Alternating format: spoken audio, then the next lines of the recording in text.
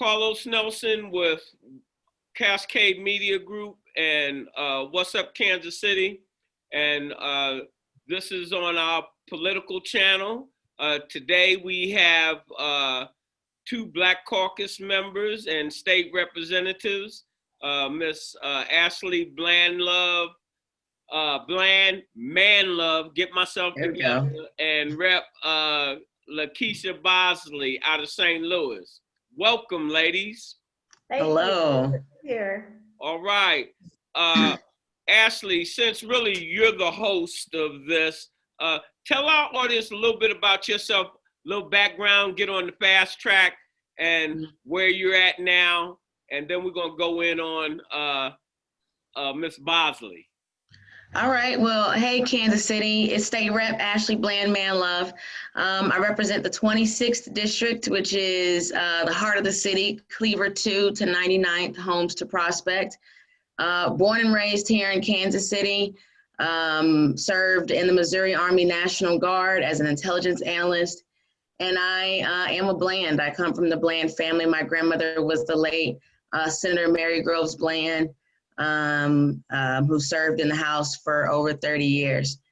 And just wanted to come on and, talk a little bit. We just got out of special session and that ended abruptly. So just kind of wanted to give you guys an update on what's going on. Quick. Let's keep it on the fast track. What was that special session about? Well, it was called for to find solutions, supposedly, to the violence that is rampaged Kansas City and St. Louis specifically. But it wasn't really about addressing the issues that fix violence. It was more about over-policing and going back to kind of Reaganomics and war on drugs, stuff like that. So not the old trickle down. Yeah, it was great. It was great. So yeah, luckily it ended with none of that legislation actually being passed. So. All right, LaKeySha, let's give a rundown of what your credentials are and where you come from since you came out of kindergarten. Tell them how you got to where you at. Also, give the props to some of the people that helped shape you and mentor you. And then we're going to start getting into some discussion about what's going on down there at the state. Of course. I mean, I couldn't be me without those people. So I am Lakisha Bosley, state rep for the 79th district in St. Louis City. I say it's the best darn district across the entire state. I think any state rep feels that way about their district. I have the poorest of the poor and the richest of the rich. So it gives me an opportunity to be able to pull from both sides of my district so that we can have some type of unity and make it uniform across the board of my district. So I have downtown, I have the Grove area, I have the last abortion clinic in the state, which is Planned Parenthood, that sits in my district as well. So I have Children's Hospital, which is Cardinal Glennon, one of the top ranking hospitals in the country that sits in my district. So I have a very rich district and a lot of history within my district. So about me, I come from there we go. I was getting ready to interrupt you. I want my people want to know who you are and what kindergarten school you went to and what high school you went to. And if you went to college, they want to know that too. I'm gonna give it all to them. I just want to let them know where they at. Whenever they come into the city, they'll know that they're in Bosley district. All right, culture, baby. That's right, culture. So this is brought to you by Africana Art. St. Louis politics. My father was the longest sitting alderman for the city, serving over 30 years as a third ward alderman. My brother, Freeman Bosley Jr., was the first African-American mayor for the city of St. Louis, as well as the first African-American circuit clerk for the Second Judicial Court. My brother Brandon, right now, he is currently the third ward alderman. He took over from my brother. This is his first term. He's coming up for re-election. So that is exciting. And my mother is currently the committee woman for the third ward. She just got re-elected and she's been serving in that capacity for some time now since I was a little girl. Really, I never wanted anything to do with politics. As I just told you, my long history within it. Well, you got some pedigree there, girl. Hey, but it definitely was not something that was on my radar. I never wanted to do it to begin with because I saw what needed to be done at a young age. And as I got older, I learned to have a certain level of respect for politics. And when I heard my generation say, well, we can't vote. Well, what's the point of voting? You know, it doesn't matter. It doesn't work for us. The system is broken. Our votes don't count. It was my responsibility to me. I felt like it was my responsibility to run for the position to show them we are the deciding factor as long as we get involved with the process. You can't do anything of changing something if you don't implement yourself into it. So politics chose me. I prayed for over a year before I ran for state rep. My predecessor called me and asked me to run, and I told him flat out, I don't think I want to do this. I'm not going there. And for an entire year, I prayed before I ran for state rep. And before then, I'm a small business owner. I like that, honey. I love that. I have a t-shirt printing company and a clothing line by the name of Original Dopeness Clothing Company and La Rosie Apparel. I'm actually wearing one of my shirts. You can't really see it because my camera is a little higher, but all right. That's all right. Shameless plug. No, it's not shameless because not only do we do politics, we have the Kansas City Business Association where we feature Black businesses, and we'll wind up featuring your business after we deal with these political matters. What came to my mind just now, I think I'm getting ready, and y'all need one more. I'm getting ready to name y'all the squad, cause like my heroes is them girls Ocasio and them up in DC. They shaking it up. They like, hey, I don't know what you talking about, but this is what's going on, and y'all are not doing what you're supposed to be doing, representing our community. And criticize me as much as you want. You can't get me out because I'm for the people. And that's both of y'all are coming from the same background, and that's why I said I'm gonna be putting even on this interview the squad. That's right. That's right. The squad. I love it. Yeah. So let's get into what's going down there at the state. That Ashley, I'm gonna let you go first.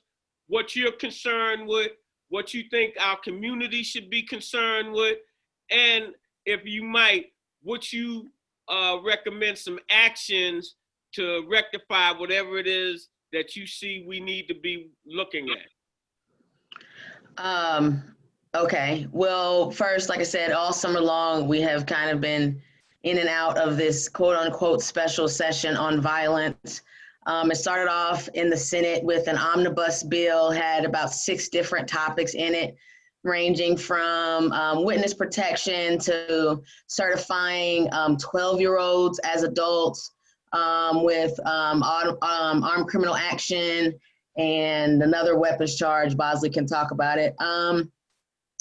And just lots of over-policing. And so St. Louis City residency and their police department was one of them, and it was kind of going back and forth whether they were going to try to implement that statewide or just for St. Louis. And there was a couple of other bills, but none of them really actually addressed solutions for violence, kind of except for the witness protection. They were trying to put a couple million into witness protection. But then they passed the legislation out of the Senate and out of the House for the witness protection, but then did not have even a budget session, so there was no appropriation for it. So there was no money. That was my next question, because I just had the president and CEO of the Crime Commission on here, and we were talking about that reward money. And so that's why I was like, yeah, well, where's the money to go with what you're trying to do? Well, this wouldn't have necessarily been reward money per se. This is more VOCA funds, which are more for, it's like victims of crime funds, is what VOCA stands for. And it goes more towards trauma therapy, burial services, wages lost, and then,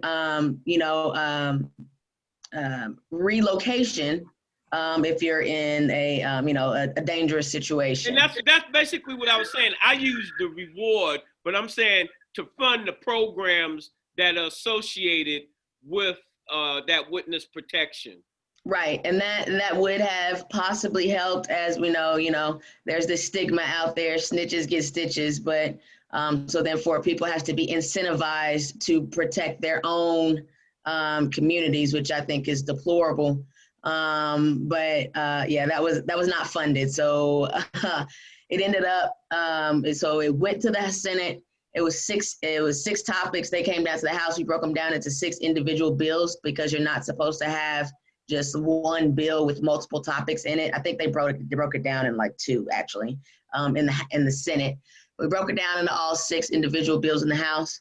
And about 4 or 5 of them were passed back out, but with changes. And so every time, you put an amendment on it or something like that, it has to go back to the previous body to be reapproved. And so got sent down here to the House, they sent it back up to the Senate, and the Senate changed it again. It's and the merry-go-round. Put concurrent jurisdiction on there, which basically is a plan to take away the prosecutorial power of the St. Louis City prosecutor, a Black female named Kim Gardner. They are upset at the way that she is handling the white supremacists. I've seen some things on her. We got to get her on the program. I'm sorry for interrupting you because I know you got another appointment. Bosley, why don't you add your 2 cents on that issue, how you feel about it? To say infuriated would be a word Understatement. or feeling that would be completely an understatement. However, the strength that the Speaker of the House, the floor leader, showed yesterday with pretty much telling the governor to go and take his little bills and stick them where the sun does not shine. I like you. We It- got it going on. Hey, I always tell the politicians, especially, if you can't speak truth to power, you won't be invited on this show again. I love you. I know. So it definitely, Wow. he definitely, it gave a sense of pride to me, for me to be a part of the House, to know that we're not going to attack people who have been elected, regardless of whether you like what she's doing and how she's doing it. If she didn't ask you for help, then don't come help. She's very capable and competent enough to say, hey, I need help with this case. Now you have an attorney general that would have been presiding and taking over these cases, these murder cases. And I don't know a murder case that he has tried, first and foremost. Secondly, I don't know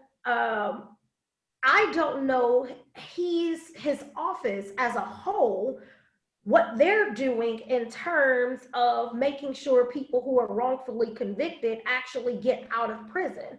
His office fought against a gentleman being released. We have one that's being released, and we have one that's sitting currently who's trying to get released, and the attorney general is fighting against that, and Kim Gardner is fighting for his release.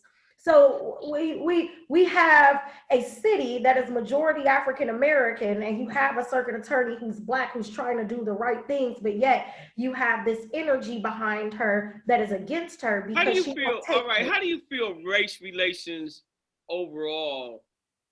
What's the temperature down there in St. Louis? And then Ashley, I want you, from your personal experience in politics and then in your personal life, just being part of the diaspora, walking down the street. Tell me, Bosley, what is that temperature like down there? I mean, if we're gonna be honest, that's the only way. racism racism is all around us. It But is. I'm saying on the scale. That's what I'm saying. It's 1 to 10. On a it's 1 always to 10 gonna be a scale, current where factor. we at? Well, right now in the city of St. Louis, it's not that bad. What's the 1 problem to 10. is, Give me a number. I can't give you a number because we have a variety within our city. So you have South St. Louis, you have North City, then you also have North County. You have a lot of different moving factors. So I can't give you. Well, when I say that, it's just like I can give you a number on racism in America. It's I would say it's at least a 4 on a 1 to 10. Yeah. It's on a 4 or 5. Okay. All right. And like in Kansas City, when I came to Kansas City in 78, it was on like I would say an 8. When I came here, they was like, "Hey, Mr. Nelson, you better not drive over to that place called Raytown." And but now I have a different scale on it. So that's what I was trying to, so that our audience can measure what they see or what you're saying, and when they come to St. Louis, they can feel when they have an interaction with commercial or shopping or restaurants. It's definitely here. Let's not get it twisted. Well, give me a number. That's all I'm saying. I'll say it's about a 4 or 5 in the city. All right, Ashley. I will say it shifts on, like Bosley said, which side of town you go to. I think, I really don't think, I'd probably say racism is probably about a 3 or a 4 in Kansas City. I don't think there's a lot of racist people, but I think the racist people are very loud right now. And those are two very confused. I mean, those are two different things. Those are the whole thing. When I'm having these type, they're not delicate to me, but delicate conversations, it's more like the majority community has to come to grips with, we can't do anything. We can get out in the street and we can march and this and that, but we've got to have conversation with them because they have the level of power, and they're in charge. But they have, how can we create this dialogue where we can talk in our own words and have our own narrative and people not be offended? I did an interview, and I won't mention it, yesterday with some people north of the river, and they didn't want the interview to go up because when we start talking about certain things, and at the end, I think I said, I think America and people need to look in the mirror and look at their moral compass. And they were the opposite race, and I think they took, I got a call saying, don't put that up, and that you know, like, why would I ask that? And I was like, I asked all my guests that. What are you talking about? America needs to look at their moral compass. We each need, because we have been indoctrinated through the system, which is owned 99 and 900% all forms of media since we came out our mother's wombs, and it directs us to think a certain way and to act a certain way. And all I'm saying is, hey, how about let's try to do an instant reset or reboot on what's important to us and our communities. But the thing is, Trump's administration, his presidency, has shown us that we've been living behind a veil for so long. And now it's in the forefront, so we can't ignore these problems anymore. So I think that's why people are seeing more of the, hey, we need to check and balance some things a little bit more. Of course, Black people and brown people have known for forever that these bones were here, and they weren't buried for us, but for a lot of, you know, our friends who are Caucasians, they are noticing a lot more and they're stepping up. They're becoming allies. And I think that's all that anybody is asking for. Like John Lewis said, if you see something, say something. Don't just stand there and just allow it to be buried even more. So I think that's what we're seeing right now. It's not more of a race war or anything. It's more of those bones are coming out of the closet. All right, I'm gonna ask you this, and then Ashley, do you feel that our community is using the digital communication networks and the different platforms that are available to inform and move our community forward on multiple fronts, from economics to housing to health and wellness to whatever? How do you feel about that? Because like we're doing this Zoom interview, we can be in more contact with our community to give more information. A lot of the problems that we have in the diaspora or the Black community, if you want to use those words, we have a lack of information that is reliable on multiple fronts so that we can make better business decisions, educational decisions, homemaking decisions and such. How do you feel about that? Either one of y'all, who's going first? I think that yes. I think the pandemic has forced us to explore those options. And I think that the groups were there prior to the pandemic, but they were in their silos. And so, and we were in our own personal silos. So if I got information and the public isn't necessarily receptive to it, or I only know a small sliver of the public, that information isn't being disseminated. So I think that, yes, we are. All those topics you just said, I could think about 4 or 5 different pages outside of yours that are talking about that.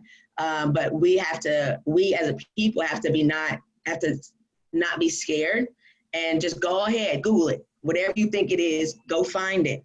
And then when people are reaching out to you and saying, hey, I heard you do this, making sure that you're sharing that information so people who are out there can find it. I think we have to work on communication as a culture. That's what half of our violence is coming from, is that we don't know how to communicate with each other. A lot of the infighting that happens, especially like in economic development and non-for-profits, they don't communicate with each other and don't want to be community partners. So then we end up fighting over these, finite resources. And the only way to get more resources is how to vote. Like my colleague said, you can't fuss about the system not working for me if you're not even playing the game. All right, Bosley, you're on.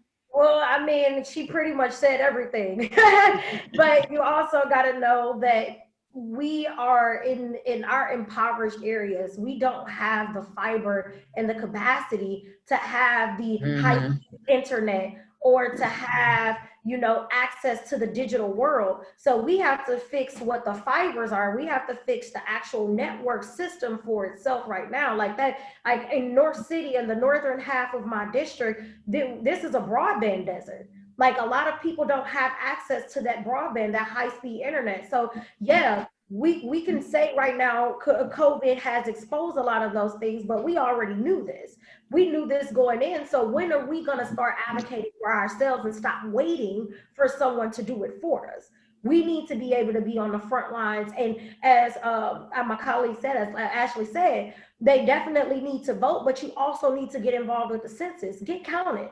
I know it's a scary thing. I know that, for our communities, it has been one of those things that the government just want to get in all my business. No, we need the government to get all in our business so we can get some money and we can put some money into these communities so that we won't be having these conversations about what we don't have. We can actually attack what we do have and build on top of that. So get counted. If you haven't get counted, you still got time. Get everybody in your family counted. Make sure you get counted. That's how we get resources. That's how we get those federal dollars to the state's budget that we don't have to pay back. That's how we get that down here so that the Republicans and a very conservative bunch can't say we can't afford it. We don't have the tax structure to afford these things. Now we got the feds and they giving it all to us. All right. Well, what I'm suggesting, as I've talked to Representative Manlove, is that the reason why we're starting this dialogue, where you and her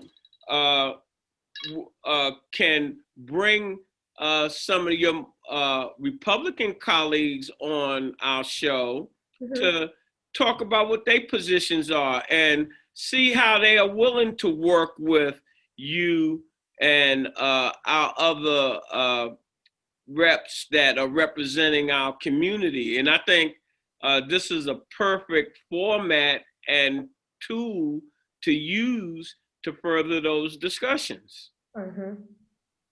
And I think a lot of people would be willing. Like, what people don't see is there are a lot of things bipartisan that we work on. A lot of the bills that we pass are bipartisan bills, but those core issues, those core factors that matters to our communities are the ones that we fight on, because people don't think that the tax structure is there. They don't think that, you know, these are real issue. It's because it's a cultural thing. They don't understand the culture. So when we invite these rural area, you know, people to the urban areas, they are like, oh my goodness, we have some of the same issues. We have a housing shortage. We don't have a good housing stock. We're in a food desert. You know, I have to drive 10 miles to my grocery store and I don't even have one in my districts. Like it's those things of making that divide no longer seem as wide as it is, because it's really not.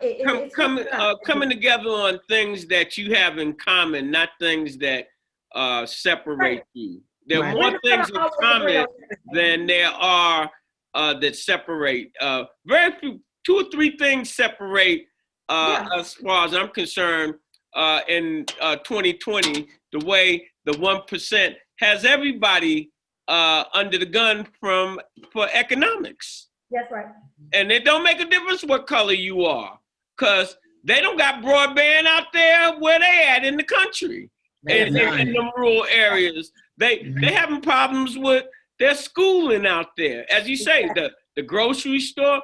But getting those parties on a program like this so that we can bring to the surface.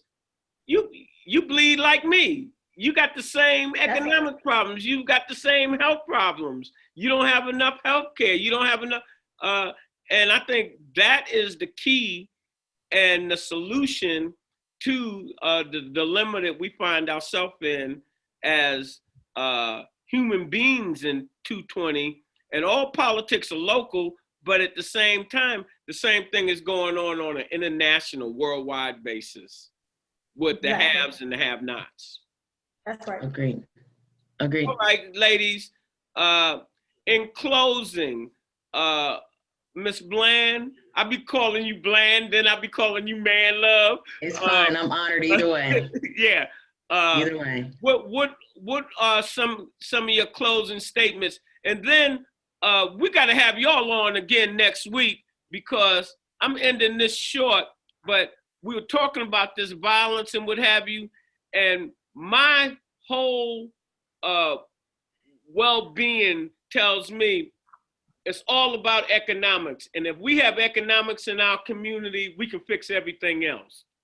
And as long as we don't have that economic base to push our housing, our schools, our neighborhoods, and the things that make a community strong, and one of those is having like a 700 to a 750 credit score. You go into a neighborhood that has that, and you're going to be going into a neighborhood that is a nice neighborhood and stable. And that's what we need in our community. And behind these laws and the different things. And so I want to have a conversation strictly on that within the next 2 weeks with both of you and some of your colleagues. Okay. Well, I guess in closing, yeah, thank you. again, Mr. Nelson, for having us on here. And what's up? Shout out to What's Up, KC. You know, our fight isn't over yet, guys. November still isn't here yet, and we have to show up. We can't say that, you know, we're so upset about unemployment. I don't understand why I can't get my unemployment and then not vote. You can't do it. So let's not complain about healthcare. Let's vote in some people that are actually going to change the healthcare system, so that we don't have to constantly be at the bottom of the barrel. You know, I love Kansas City. It's a great place. I have faith in Kansas City. Shout out to all the artists who did the 6 Black Lives Matters murals down the streets.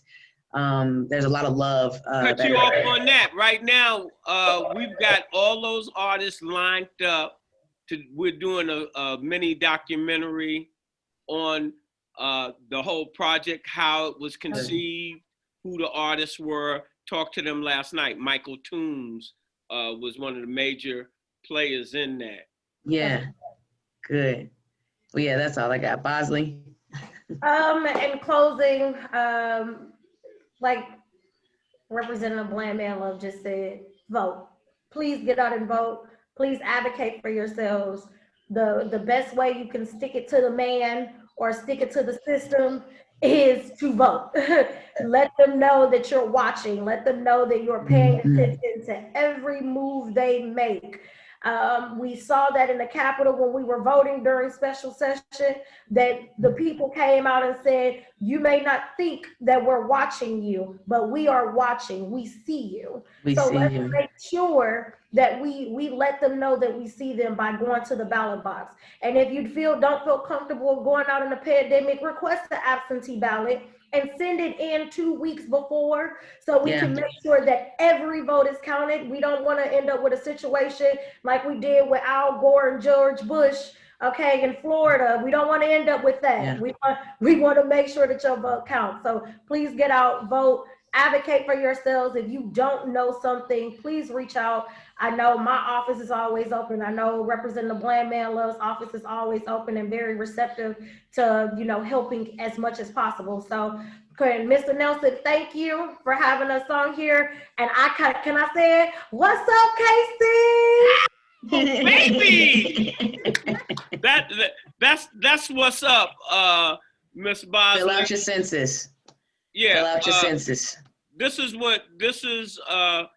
was, I'm still in Jim Watts's line again. This was a plum pleasing pleasure to have you on. And I'm looking forward to working with my young representatives. And you know that Cascade Media, we support you to the 20th degree. Thank you. We support you like 2 dump trucks on flat tires. Okay, not the Cadillac this time. We with you. So in our community, slowly but surely, as they say, pick the pace up. We're picking the pace up, and you 2 are major entities on moving our community forward. I'm old, and I just wish some of these older people, and this is to all you politicians that been in power for 90 years, how about moving over and letting our young people take the floor and being in an emeritus position, because the squad, they ready to roll. They don't need they don't need no oxygen, and they can get up and down the floor. And you older people, you need to be on the sideline coaching. That's right. You know you don't have the energy to do what is necessary to take us to the next level, to be at all the meetings, to be at all the rallies, and then have the energy to be able to go home and internalize and then come up with good plans to move our community forward. And a lot of people might not like it, but as I said, like I asked you, speak truth to power. I feel I'm speaking truth to power, and you might have a different outlook, but that's fine too. Give us a call at What's Up Kansas City, and we'll air your differences. So, ladies, as we always say, when you invest in your community, you're really just investing in yourself. Amen. Yeah. Right.